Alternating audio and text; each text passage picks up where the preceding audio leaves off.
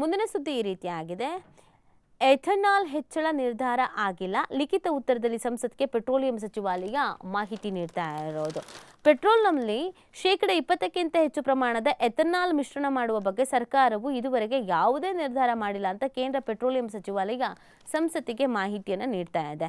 ಮುಂದಿನ ದಿನಗಳಲ್ಲಿ ಎಥನಾಲ್ ಪ್ರಮಾಣವನ್ನು ಹೆಚ್ಚಳ ಮಾಡಬೇಕಾದ್ರೆ ವಿವರವಾದಂಥ ವೈಜ್ಞಾನಿಕ ಮತ್ತು ತಾಂತ್ರಿಕ ಅಧ್ಯಯನ ನಡೆಸಿ ವಾಹನ ತಯಾರಿಕಾ ಕಂಪನಿಗಳು, ತೈಲೋತ್ಪನ್ನಗಳ ಮಾರಾಟ ಕಂಪನಿಗಳು ಮತ್ತು ಸಂಶೋಧನಾ ಸಂಸ್ಥೆಗಳೊಂದಿಗೆ ಚರ್ಚಿಸಿ ನಿರ್ಧಾರ ಕೈಗೊಳ್ಳಲಾಗುತ್ತೆ ಅಂತ ಸಂಸತ್ತಿಗೆ ನೀಡಿದಂಥ ಲಿಖಿತ ಉತ್ತರದಲ್ಲಿ ಕೇಂದ್ರ ಪೆಟ್ರೋಲಿಯಂ ಮತ್ತು ನೈಸರ್ಗಿಕಗಳ ಅನಿಲ ಸಚಿವಾಲಯದ ರಾಜ್ಯ ಖಾತೆ ಸಚಿವ ಸುರೇಶ್ ಗೋಪಿ ಅವರು ತಿಳಿಸಿದ್ದಾರೆ.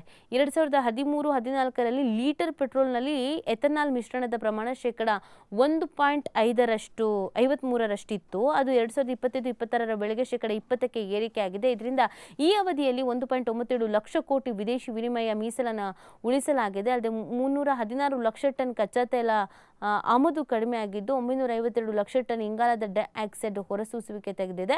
ಸೊ ಎಥನಾಲ್ ಉತ್ಪಾದನೆಯಿಂದ ರೈತರಿಗೆ 1.66 ಲಕ್ಷ ಕೋಟಿ ಆದಾಯ ದೊರೆತಿದೆ ಅಂತ ಹೇಳಲಾಗಿದೆ.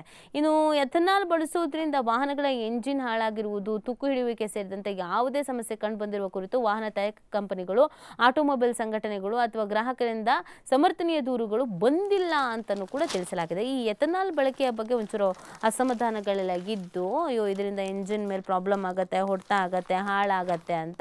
ಬಟ್ ನಮಗೆ ಅದಕ್ಕೆ ಸಂಬಂಧಪಟ್ಟಂತೆ ನಿಖರವಾದಂಥ ಯಾವುದೇ ರೀತಿಯಾದಂಥ ಮಾಹಿತಿ ಅನ್ನೋದು ಸಿಕ್ಕಿಲ್ಲ ಅನ್ನೋದನ್ನು ಇದೀಗ ಹೇಳಲಾಗ್ತಾ ಇದೆ.